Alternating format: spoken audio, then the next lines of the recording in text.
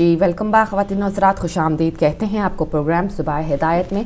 और माफ़ी चाहती हूँ, आज मंडे के रोज़ हमारा प्रोग्राम होता है, हमारा सेगमेंट होता है वक्फे के बाद ब्यूटी टिप्स का। आपको ब्यूटी टिप्स के बारे में बताती हूँ थोड़ी सी, जो घर बैठ के आप अपनी जो सेहत है, अपनी स्किन की सेहत है, अपनी बालों की सेहत है, उसको बेहतर कर सकती हैं। और जैसा कि आपको मैं हमेशा कहती हूँ कि सबसे बेहतरीन जो हर चीज़ का हल है वो आपकी भी जो बैलेंस्ड डाइट है। बैलेंस्ड डाइट लेती रहेंगी तो आपकी स्किन, आपके बाल, आपके नाखून जो हैं वो सब जो है वो बेहतर रहेंगे और ग्लो करते रहेंगे।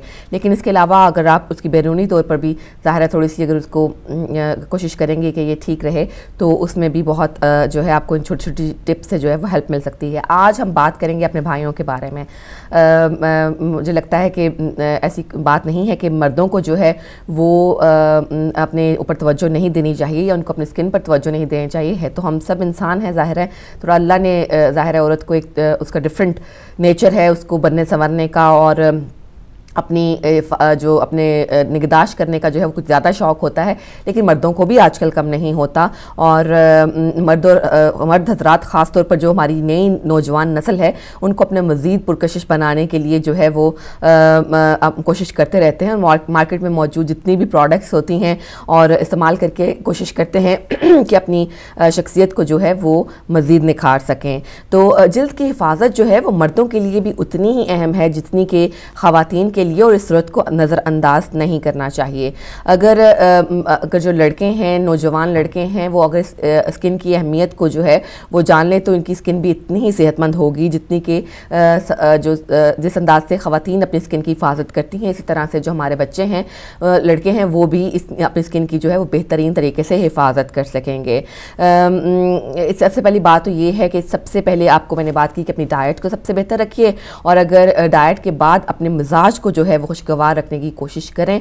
बिला वजह का गुस्सा, चिड़चिड़ाहट और बात बात पे जो है वो जो है किसी चीज़ पर जो है ऑब्जेक्शन, एतराज़ और अपने आप को जो है वो नेगेटिव जो रविश है उस पर लेकर जाना जो है वो भी आपकी स्किन के लिए बहुत ही बुरा साबित होता है, और उम्र से पहले जो है चेहरे पर झुर्रियाँ पड़ जाती हैं। यहाँ पर ऐसे कुछ टिप्स हैं मर्दों के लिए, भाइयों के लिए, जो मैं बताऊँगी और जिन पर अमल करके वो अपनी स्किन की हिफाजत कर सकते हैं। अल्लाह की दी हुई नेमत है ये हमारा जिस्म जो है, और इसकी जो है इसको आपको उसकी मानत में जो है उसको हिफाजत से रखना ही हमारा फ़र्ज़ है। और सबसे पहली बात तो ये कि जब आप धूप में निकलें, बाहर आजकल गर्मियों का मौसम है और धूप भी देखने को कभी कभी मिल जाती है, तो सबसे पहले अपने सन ग्लासेस जो हैं वो आप उनका इस्तेमाल ज़रूर कीजिए, क्योंकि सन ग्लासेस की मदद से जो आँखों के गिर्द नाजुक जल्द होती है, जो कि बहुत नाजुक होती है, उसको वो मुतासर नहीं होती धूप की वजह से, और आपकी जो सबसे बेसिक जो आपको एक लुक जो सबसे पहले नज़र आती है वो आँखों की जल्द है, और आपकी आँखें जो हैं वो इससे मुतासिर नहीं होती। फिर दूसरी बात ये कीजिए कि तमाम भाइयों से ये रिक्वेस्ट है, रमज़ान का महीना भी आने वाला है, कि जो भाई जो हैं वो सिगरेट नोशी करते हैं वो इसको तर्क करने की कोशिश करें। जो बेटे सिगरेट नोशी करते हैं वो भी इसको तर्क करने की कोशिश करें और अपने चेहरे को जो है वो बेहतर बनाएं, क्योंकि सिगरेट नोशी जो है वो आपकी सेहत के लिए ही ख़तरनाक नहीं है, आपकी जो चेहरे की रंगत है, आपके चेहरे की जो स्किन है उसके लिए भी बहुत ही ख़तरनाक है, दांतों के लिए भी बहुत ख़तरनाक है, होंठों के लिए भी इसकी जो बहुत सारे नुकसानात हैं। तो सबसे बेहतर तरीका तो ये है कि आप अहद कर लें कि आपको इस रमज़ान में सिगरेट नोशी को जो है वो तर्क करना है। आप अगर अक्सर ऐसा होता है, जो बच्चे हमारे जवान हो रहे होते हैं उनकी चेहरे पर न सिर्फ एक्नी नमूदार होती है बल्कि तिल के निशानात जो हैं वो भी पड़ जाते हैं। तिल के निशानात जब पड़ने लगें और तिल ज़्यादा हो जाएं तो आप सबसे पहले डर्मेटोलॉजिस्ट से जो है वो उससे रुजू करें, और वो आपको बेहतरीन इसके बारे में जो है राय देंगे और बेहतरीन जो मेडिकेशन है वो आपको बता सकेंगे। क्योंकि चेहरे पर कोई भी चीज़ इस्तेमाल करने से पहले उसको कंफर्म करना, उसको किसी एक्सपर्ट से आप मालूम कर लीजिए कि ये आपकी स्किन के लिए दुरुस्त है ये नहीं, क्योंकि एक प्रोडक्ट जो किसी एक शख्स की स्किन के लिए बेहतर होती है ज़रूरी नहीं है कि वो आपके लिए भी बेहतर हो और आपको भी वैसे ही रिजल्ट्स दें। अगर आपके चेहरे पर एक्नी है, दाने मौजूद हैं, तो भाइयों और बेटों से गुजारिश है कि वो अपने चेहरे को दिन में कम से कम 2 से 3 मरतबा जो है वो धोएं, क्योंकि मर्दों और औरतों की स्किन में थोड़ा ये फ़र्क होता है कि मर्दों में जो ग्लैंड्स होते हैं, ऑयल ग्लैंड्स, वो थोड़े ज़्यादा होते हैं उनकी स्किन में, और उनकी स्किन जो है वो जल्दी जो है ऑयली होने के जल्दी जो खदशात होते हैं, इसलिए इनको ज़रूरी है कि दिन में 2 मरतबा जो है वो अपने चेहरे को कम से कम ज़रूर धोएं। ऐसे आफ्टर शेव इस्तेमाल ना करें जिनमें अल्कोहल होती है, क्योंकि ये जो है ये मज़ीद आपकी स्किन को जो है वो रफ़ कर देते हैं और इसके अलावा स्किन बर्न का जो बायस है वो भी ये बनते हैं। अगर आप शावर लेने के लिए जा रहे हैं तो थोड़ी देर के लिए गर्म पानी का शावर जो है वो खोल दें, ताकि बाथरूम में जो है वो स्टीम पैदा हो जाए। स्टीम के पैदा होने से आपके जो चेहरे के मसाम हैं जल्द के वो खुल जाएंगे और उनके अंदर जो मैलकोचेल रोज़मर्रा की ज़िंदगी की वजह से जो जमा हो जाती है मसरूफियात की वजह से वो भी निकल जाएगी और आप उसके बाद अपना फेस जो है वो धोएंगे तो आपकी स्किन आपको बहुत ही बेहतर मालूम होगी। चेहरे की देखभाल के दौरान आपको हमेशा कहती हूँ कि गर्दन का जो देखभाल है वो करना कभी मत भूलें, क्योंकि गर्दन और चेहरे की फिर रंगत में जो है काफ़ी फ़र्क आ जाता है और उम्र के साथ साथ जब सबसे पहले आपकी गर्दन जो है वो आपके उम्र के बढ़ने के जो असरात हैं उस पर नमूदार होने लगते हैं। और क्रीम और स्क्रब का इस्तेमाल जब आप अपने चेहरे पर करें तो गर्दन पर इस्तेमाल करना कभी भी मत भूलें। पानी आपको बहुत सारा पीना होता है, पानी कम से कम 8 से 10 गिलास जो है आपको रोज़ाना पीना चाहिए। आपकी जल्द को ये सेहतमंद रखते हैं और अच्छी खुराक जो है बहुत ज़रूरी है। फल और सब्जियों को अपनी खुराक में जो है इसका इजाफा करें, जल्द को जो है वो चमकदार बनाने में इनका बहुत ही हाथ होता है। और अगर आप इसके अलावा नींद जो है कोशिश करें कि अपनी रूटीन ऐसी करें कि आप मुनासिब जो एक आपकी उम्र के लिहाज से जितने घंटे आपको सोना चाहिए उतने घंटे आप यकीनन नींद लेते हैं, ताकि आपकी स्किन, आपकी सेहत, आपका दिमाग और जो है वो सही तरीके से जो है वो दिमाग में भी एक्टिव हो सके और आपको सही अपनी परफॉर्मेंस जो है आपकी ज़िंदगी में वो बेहतर हो सके। अब पहले तो यूँ हुआ करता था कि सिर्फ ख़वातीन ही जो थी वो ब्यूटी पार्लर्स का या सैलून्स का रुख करती थी। अब ऐसा होता है कि जो हमारे भाई हैं वो भी अक्सर अपनी देखभाल के लिए, अपनी स्किन की देखभाल के लिए, अपने बालों के स्टाइल्स के लिए जो है वो बहुत रुजू करते हैं पार्लर्स की तरफ भी और हेयर सैलून्स की तरफ। इसमें कोई हर्ज नहीं है। अल्लाह ताला ने दोनों को जो है, दोनों जो जिन्स हैं मर्द और दोनों को ही अपना जो अपने जिस्म का और अपनी रूह का ख्याल रखने का हुक्म दिया है।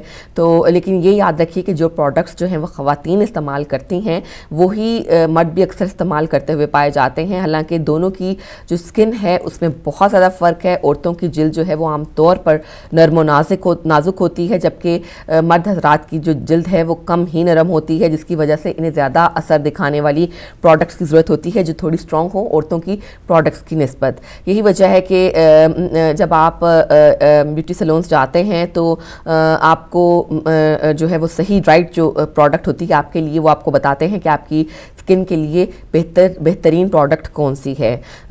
इसके अलावा आप अपनी स्किन के हिसाब से अच्छा सा क्लेंजर भी ख़रीद लीजिए और कोशिश करें कि किसी स्किन केयर के एक्सपर्ट जो हैं उसको अपनी स्किन दिखा सकें और वो आपके लिए जो है वो एक बेहतरीन जो कोई भी आपकी स्किन के हिसाब से मॉइस्चराइज़र क्लेंजर होगा वो आपको लिख कर देंगे। और अपनी कोशिश करें कि अपना जो साबुन है वो आप अगर फेस वॉश इस्तेमाल करते हैं तो वो भी अच्छी क्वालिटी, अच्छे ब्रांड का होना चाहिए। और अगर आप साबुन मुँह धोने के लिए इस्तेमाल करते हैं हमारे भाई, तो वो साबुन जो है वो भी आप अच्छी क्वालिटी का इस्तेमाल कीजिए जो कि फेस वॉश करने के लिए हो। बॉडी वॉश का साबुन जो है वो अपनी स्किन पर इस्तेमाल मत करें। और कोशिश करें कि आप अपनी जो स्किन है उसके ऊपर मॉइस्चराइज़र लगाएं और मॉइस्चराइज़र भी अच्छी किस्म का इस्तेमाल कीजिए ताकि आपकी जो स्किन है वो मज़ीद खुरदरी और रफ़ ना हो सके। तो ये कुछ टिप्स थे जो हमारे भाइयों के लिए थे और अगर वो कोशिश करें तो उनके लिए तो बहुत आसान है कि वो अपनी जो स्किन है उसका बेहतर तरीके से ख्याल रख सकें। और क्यों नहीं रखना चाहिए, बिल्कुल आपको भी रखना चाहिए। इसके लिए आपको खुश्क जिल्द जिन की है उनके लिए भी मैं कुछ मास्क आपको बता देती हूँ। मास्क लगाने में कोई शर्म आने वाली बात नहीं है, क्योंकि सिर्फ औरतों के लिए नहीं है, मर्द भी लगा सकते हैं। शहद, करीम और जैतून का जो मास्क है वो मैं आपको बनाने का तरीका बताती हूँ कि खाने का 1 चम्मच आप जो है वो रोगने जैतून ले लीजिए। 2 चम्मच ताज़ा क्रीम के साथ, आपको जो क्रीम मिल जाती है फुल जो फैट क्रीम है आप वो ले लें। खाने का 1 चम्मच आप शहद ले लें, उसमें 15 कतरे ऑरेंज जूस के डाल दें। खाने का 1 चम्मच जो है वो रोगने ज़ैतून ले लें, 2 चम्मच ताज़ा क्रीम के साथ हल कर लें। खाने का 1 चम्मच शहद और उसमें 15 कतरे जो हैं वो ऑरेंज जूस के डाल दें। 1 चम्मच और 1 बड़ा चम्मच अर्के गुलाब मिलाकर भी अच्छी तरह हल कर दें और फिर इसको एक पेस्ट बनाकर अपने चेहरे पर 10 मिनट के लिए लगा रहने दें। आप इसके बाद इसको 10 मिनट के बाद धो लें। आप देखेंगे हमारे भाई अगर इसको ट्राई करेंगे तो आप देखेंगे कि आपकी जो चेहरे की जो मैलकोचेल है वो दूर हो गई है और स्किन भी साफ़ सुथरी हो गई है। अंडे और दूध के मास्क के बारे में बताती जाती हूँ। बहनों और भाइयों दोनों के लिए भी बेहतरीन है। अंडे की एक जर्दी को जो है वो चंद कतरे बादाम के तेल में मिलाकर लगाएं, यानी उसकी जो जर्दी है वो आप उसकी सफ़ेदी में से निकाल लीजिए और बादाम के तेल में मिलाकर इसको लगाएं। 10 मिनट के बाद उतार कर आप मुँह धो लें। आपके चेहरे की जो रंगत है वो बिल्कुल साफ़ और शफाफ हो जाएगी और आप खुद महसूस करेंगे कि आपके चेहरे की मैल कुचैल जो है वो दूर हो गया है। बादाम और दूध का मास्क। बादाम और दूध का मास्क आप कुछ इस तरह से बना सकते हैं कि कुछ बादाम आप लीजिए, उनको पीस लें और दूध में मिला लें और फिर इनको चेहरे पर लगाएं। 10 मिनट के बाद आप चेहरा धो लें, आपका चेहरा बिल्कुल निखर जाएगा। और अगर आप ये हफ्ते में एक जो दफ़ा इस्तेमाल करेंगे, इवन एक दफ़ा भी अगर आप हफ्ते में ये ट्राई करेंगे तो आप बेहतरीन फ़र्क देख सकते हैं कुछ ही हफ्तों में अपने चेहरे की स्किन पर। अंडे का जो है अंडे की जर्दी में अगर आप चंद कतरे जो हैं वो जैतून के तेल मिला लें। जैसे मैंने बताया कि अंडे की जर्दी में चंद कतरे बादाम का तेल मिलाना था, अब आपको मैं कह रही हूँ कि अगर आप जैतून का तेल भी मिलाएंगे और 10 मिनट के लिए चेहरे पर लगा लेंगे तो आप उसके बाद ठंडे पानी से धोएं, आपका चेहरा जो है वो बहुत ही बेहतरीन स्किन हो जाएगी। नॉर्मल जल्द के लिए मुल्तानी मिट्टी और हल्दी का मास्क जो है, अगर आपकी जल्द नॉर्मल है तो ये बहुत ही एक मुफीद मास्क है। पिसी हुई मुल्तानी मिट्टी इतनी लें कि आपकी जो चेहरे की स्किन है मुल्तानी मिट्टी जो है वो बिल्कुल मिल जाती है। एशियन कैश एंड कैरी से आप वहाँ से ले सकते हैं और फिर इनको अपने चेहरे पर जो है उसके अंदर क्रीम जो है क्रीम की तरह इसको मलें, यानी खाली जो मिट्टी है उसको लेकर आप अपने चेहरे पर मलना है। फिर आप यूँ कीजिए कि एक प्याला मुल्तानी मिट्टी में तकरीबन 1 खाने का चम्मच हल्दी डाल लें, 4-5 कतरे जैतून का जो है वो तेल और चंद कतरे स्किन टॉनिक के डाल लें और इन सबको आपस में मिलाकर चेहरे पर जो है वो मोटी मोटी उसकी तह जमा दीजिए। 15 मिनट तक लगे रहने दें और फिर उसके बाद मुँह धो लीजिए। दही और शहद का मास्क बहुत ही अच्छा मास्क है, आप इसको ज़रूर ट्राई कीजिएगा। 1 चम्मच दही में 1 चम्मच शहद मिलाकर चेहरे पर लगा लें और फिर मुंह जो है वो अपना धो लीजिए। आप ख़ास तौर पर एक फ़र्क महसूस करेंगे और आपको महसूस होगा कि आपकी स्किन जो है वो दिन ब दिन हफ्ता ब हफ्ता बेहतर हो रही है। तो ये तो कुछ ब्यूटी टिप्स थे, आज मैंने अपने भाइयों के लिए भी बताए हैं, आप ज़रूर इनको इस्तेमाल कीजिए। आप भी अपनी स्किन का ख्याल रखें और जो हमारे बच्चे जो हैं वो जवानी के सतह पर जो है वो कदम रख रहे हैं, टीनेजर्स हैं, उनको इस वक्त बहुत सारे स्किन के मसाइल का सामना करना पड़ रहा है, उनके लिए ये सब मास्क जो है वो बहुत बेहतरीन हैं। तो ये तो था हमारा आज का ब्यूटी टिप्स का सेगमेंट। इसके बाद हम चलेंगे अली भाई की तरफ और अली भाई जो हैं वो हमारे लिए हमेशा कोई ऐसा मेहमान लेकर आते हैं जो हमारी नॉलेज में इजाफ़ा करते हैं और हमारे जो अक्लो शऊर के दर हैं उनको मज़ीद खोलने में मदद देते हैं। जी चलते हैं अली भाई की तरफ। जी नाज़रीन, बहुत जो है वो मुफीद मालूमात जो है वो सिस्टर सहर की जानिब से आपको जो है वो हासिल हुई और अब इसके बाद जो है वो हमारे प्रोग्राम में टाइम हुआ जाता है आलमी जायज़ा का। और आलमी जायज़ा में जो है वो अभी से कुछ देर के बाद जो है हम ट्राई कर रहे हैं, क्योंकि लॉन्ग डिस्टेंस कॉल है इराक़ के शहर नजफ़ अल अशरफ से जो है वो हमारे जो है वो मेहमान ऑनलाइन गेस्ट होने थे आज। तो उम्मीद है कि कुछ देर में जो है वो हमारे साथ प्रोग्राम में शामिल होंगे। तो आज हम बात करेंगे कि इस्लामी मुक़द्दसात को जो है वो सबसे ज़्यादा जो है वो मुसलमानों ही से ख़तरा क्यों है। मेरे ख़्याल में हमारी लाइन मिल चुकी है, हमारा राब्ता हो गया है। उज्जतुल इस्लाम वल मुस्लिमीन क़िबला सज्जाद ख़ान अल नजफ़ी इराक़ के शहर नजफ़ अल अशरफ से हमारे साथ टेलीफोन लाइन पर मौजूद हैं। अल्हम्दुलिल्लाह आपको खुशामदीद कहते हैं और आपकी खिदमत में सलाम अर्ज़ करते हैं। जी अस्सलाम वालेकुम अस्सलाम व रहमतुल्लाह। अली भाई, आपके तवस्सुत के जरिए हादी चैनल वालों को, हिदायत चैनल वालों देखने वालों को रमज़ान मुबारक के तशरीफ़ मुबारक देता हूँ। जी बिस्मिल्लाह। जज़ाकल्लाह। क़िबला, हम जो है वो आज इसके ऊपर बात करना चाह रहे हैं कि इस्लामी मुक़द्दसात को जो है वो सबसे ज़्यादा जो ख़तरा है वो ख़ुद मुसलमानों के हाथों जो है वो पैदा हुआ है, ऐसा क्यों है? इसकी बुनियादी वजूहात क्या है? मैं चाहूँगा उसके ऊपर आप रोशनी डालें। जी अली भाई, ये आपके जहन और दिल में हो और देखने वाले चैनल को देखने वाले सब नाज़रीन की खिदमत में यही अर्ज है कि मुक़द्दसात जो हमारे हरम है, मुकाबा है और आपका लबना करे जो अम्मा के मकामात मुक़द्दसात हैं, इनको मुसलमानों से खतरा नहीं है, लेकिन मुसलमानों में जो मौजूद हैं उनसे खतरा है, नाम मुसलमानों से खतरा है। आप सऊदीया की गवर्नमेंट को या आपको अगर आप उसकी और उनके पिक्चर देखें, उनकी मूवियां देखें, तो आपको कहीं भी उनके करीब इस्लाम नजर नहीं आएगा। अगर नजर आएगा तो यहूदियत नजर आएगी, आपको नजर आएगा तो एक नाम निहाद मुसलमान गवर्नमेंट जिसका इन्होंने लिहाजा, उन्होंने इनको मुसलमानों के मकाम से मुकद्दस कंट्रोल किया हुआ है, ना कि मुसलमानों के हाथ। और याद रखें, कभी भी मुसलमानों से मकामात मुकद्दसा को खतरा नहीं है, बल्कि जो इस्लाम का लिबादा पहना हुआ है उनसे खतरा है। आपने सवाल किया है, ये सवाल नहीं कि मुसलमानों से खतरा है, इस्लाम अपने आप को मुसलमान, क्योंकि यकीनन आप हमारे साथ मतलब चूंकि जी आपकी आवाज़ जो है वो हम नहीं सही सुन पा रहे हैं। बिल्कुल ऐसा ही है कि आप चूँकि ख़ुद नजफ़ अशरफ में इस वक्त मौजूद हैं, आप वहाँ जो है वो हौज़े से वाबस्ता हैं, वहाँ पर आप जो है वो तदरीस से वाबस्ता हैं, चूँकि आप वहाँ प्रैक्टिकली सब कुछ अपनी आँखों से ख़ुद मुलाहिज़ा फरमा रहे हैं, तो मतलब ये हशद शाबी जो है वो कैसे वजूद में आया, इसकी क्यों ज़रूरत पड़ी? क्योंकि वहाँ पर एक ऑफिशियल फ़ौज थी जो कि पूरे मुल्क के अंदर जितने भी मुक़द्दस मुकामात हैं उनका दिफा जो है वो उसके ऊपर करना लाजिम था, मगर हम देखते हैं कि एक बहुत बड़ा गिरोह हशद शाबी के नाम से जो कि रज़ाकार फोर्स है वो सामने आई और मेन फतूहात उन्हीं के हाथों में अंजाम पा रही हैं। इसकी वजह क्या है? इसमें कोई शक नहीं है कि हशद शाबी इस वक्त आलम इस्लाम कि एक बहुत बड़ी अलमबरदार है, अमन चाहती है, और मकामात मुक़द्दसा का जिस तरह इन्होंने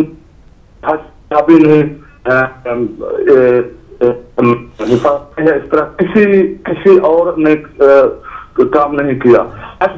पिछले साल 13 जून 14 शाबान मुअज़्ज़म, अभी यानी कि 2 दिन पहले इसकी सालगिरह इराक में मनाई गई है, और आयतुल्लाह समात सिस्तानी ने फतवा दिया था कि इराक की जैसे यह दाश, वो दाश जिसको सऊदीया, कतर और तुर्की ने शियत के और मुसलमानों के खिलाफ बनाई थी, और मकामात मुक़द्दसा को ढा देने का इनका ऐलान, हम मुक़द्दसा को भी गिरा देंगे। हत्या इनका ये था कि करबला में ढा देंगे और उसके बाद काबे की तरफ जाएंगे। तो इनके जैसे इन्होंने इराक से मुक़द्दसा की करना शुरू की, तो आयतुल्लाह समात सिस्तानी का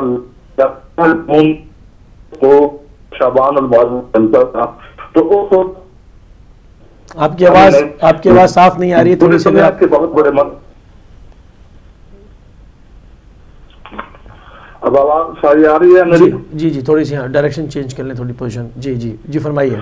तो जी अब तो उस वक्त आयतुल्लाह समात सिस्तानी ने फतवा दिया था कि इराक की सरजमीन वतन अजीज इराक का दिफा और मकामात मुक़द्दसा का दिफा करना हर इराक पर वाजिबी किफ़ाई है। जिस तरह नमाज जनाजे की मैयत को दफनाना ये भी वाजिबी किफ़ाई है।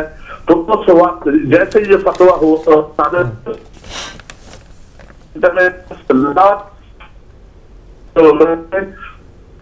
वो दाश जो बगदाद पर कब्जा करने के लिए अगर 2 घंटे भी लेट हो जाता, ये फतवा बगदाद को अपने कंट्रोल में लेती। और आयतुल्लाह खamenei ने एक बयान दिया था कि मुझे यकीन है कि समात सैयद सिस्तानी को इल्हाम इलाही हुआ है, जिसकी वजह से बयान सादिर हुआ है, वरना इतना वक्त में और बगदाद को 2 घंटे में कंट्रोल करना चाहती थी, उसको नीज तो नाबूद कर दिया और उसको पीछे धकेल दिया। लाखों की तादाद में दाश और दाश के चाहने वाले मर रहे हैं, और हशद शाबी के हाथों में कामयाबी का अलम खुदा ने सौंपा हुआ है। और कुछ दिन पहले जैसे टीकरेट और सामर्रा साफ हुआ, तो फिर अंबार और नैनवा की सूबाई असेंबलियों में लोग खड़े हुए और बिल पास किया कि हमें इराक की फौज नहीं चाहिए, हमें हशद शाबी चाहिए। वो हशद शाबी जो आयतुल्लाह समाद से सिस्तानी के फतवे पर लब्बैक कह रही है, हमें फौज के जरिए पनाह नहीं दी जाए, बल्कि अमान ना दी जाए, अंबार को साफ नहीं किया जाए, फलूजा को साफ ना किया जाए, बल्कि कौमी असम्बली और सूबाई असम्बली में ये हुआ कि हश्द शाबी के जरिए ही ये अंबार जिस तरीके से सामरा को साफ कराया गया, इसी तरह अंबार, मूसल और इनको साफ कराया जाए। और यकीन कीजिए इंशाअल्लाह हमारे मराज-ए-उज़्ज़ाम को पाकिस्तानी का फतवा ऐसे काम किया जैसे हसन शिराजी का फतवा जरूरत बात अगर किसी को याद हो, में ईरान और आवाज बहुत कट रही है, दोबारा से फरमाइए। आवाज सही नहीं आई है आपको। आयतुल्लाह शिराजी ने जी, अब आवाज साफ आ रही है? जी फरमाइए अली भाई, आपको आवाज साफ आ रही है? जी बेहतर अब बेहतर आ रही है। आवाज साफ आ रही है? जी बेहतर आ रही है, फरमाइए। तो अर्ज करना है कि आयतुल्लाह सिस्तानी साहब के इस फतवे के और इनको हश्द शाबी के वजूद ने वो काम किया जिस तरह उस फतवे ने ऐसा काम किया जिस तरह आयतुल्लाह हसन शिराजी साहब के फतवे ने का काम किया था। और इंशाअल्लाह जिस तरह काम हो रहा है 2 महीने के अंदर, 3 महीने के अंदर इंशाअल्लाह दाश का इराक की सरजमीन में नाम ही नहीं रहेगा। और इंशाअल्लाह जिनकी जो सऊदीया और कतर और कुवैत को और तुर्की को ज़हन नशीन कर लेने चाहिए कि हम मुसलमान हैं बल्कि मोमिन हैं। मोमिनों से जब पाला पड़ता है तो इंशाअल्लाह हमको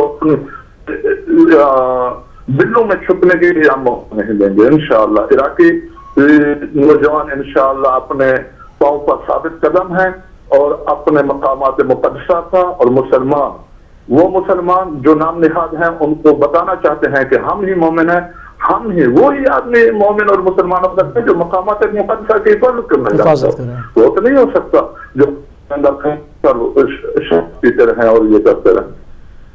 बहुत शुक्रिया, आपने जो है वो तफसील के साथ जो है वो पूरा हश्द शाबी जो कि रज़ाकार फोर्स है, जो कि मजमुआ है मोमिनीन का, मुस्लिमीन का, एक ऐसे परहेजगार नौजवानों का कि जिन्होंने ये बेड़ा अपने कंधों पर उठाया कि वो मकामात मुक़द्दसा की, जो कि हमारी इस्लाम की तारीख़ी जो है वो इबादत गाहें हैं, तारीख़ी हमारे मकामात हैं, उनकी जो है वो हिफाजत करें। और उसमें शहादतें भी हुई, मगर उसके बदले में उन्होंने हज़ारों की तादाद में नजिस वजूद रखने वाले दाइशी कारिंदों को जहन्नम वासिल किया। बहुत तफसील से आपने इसके ऊपर जिक्र किया। हम आपके एक मरतबा फिर मशकूर और ममनून है कि आपने अपना कीमती टाइम नजफ़ अशरफ से अपनी बहुत ज़्यादा मसरूफियात होने के बावजूद जो है वो हिदायत टीवी को अपना टाइम दिया। बहुत बहुत शुक्रिया और जज़ाकल्लाह। ठीक है,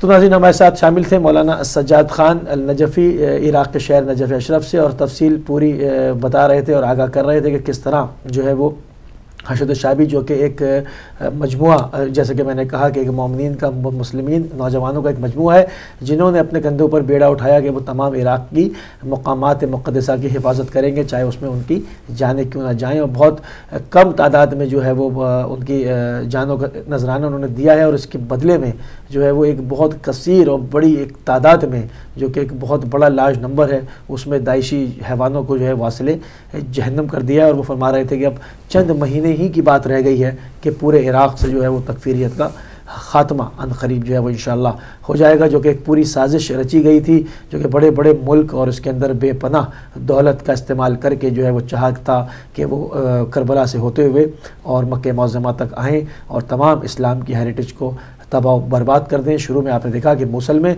कुछ जो है वो पैगम्बरों के, 2 पैगम्बरों के जो है वो जनाब यूनुस के और उनके मकबरों को जो है वो ढाया गया, और कुछ हुसैनियात को, इमाम बारगाहों को, मस्जिदों को जो है वो उन्होंने ताराज किया। और उसके बाद वो बगदाद की जानिब बढ़ रहे थे, वहाँ पर काज़मैन है, और उसके बाद करबला आने का इरादा रखते थे, कूफा आने का इरादा रखते थे, मगर उनके इरादे खाक में मिल गए और हमेशा की तरह ज़लील और रुस्वा होकर अपने जद अबू सुफियान के पास जहन्नम में पहुँचा दिए गए।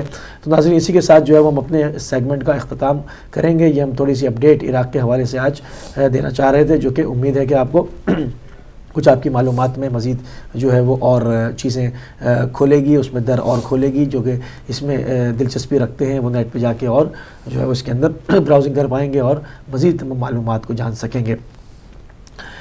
जी सिस्टर। जी अली भाई, बहुत शुक्रिया। आपके मेहमान ने जो आज मधु किए थे, आज फ़ोन पे जिनसे बात हुई, बहुत ही उनसे भी हमें बहुत सैर हासिल जो है वो मालूमात हासिल हुई, बहुत सैर हासिल गुफ्तगू थी। और अब हम चलेंगे छोटे से ब्रेक की तरफ, और ब्रेक के बाद आपकी तरफ दोबारा आएंगे। हमारा आज का टॉपिक है इस्लाम की मुक़द्दसात को मुसलमानों से ख़तरा क्यों। एक बहुत अहम टॉपिक है, आज हम इस पर गुफ्तगू करेंगे। आपकी फ़ोन कॉल्स भी शामिल करेंगे, लेकिन फ़िलहाल हम लेंगे एक छोटी सी ब्रेक।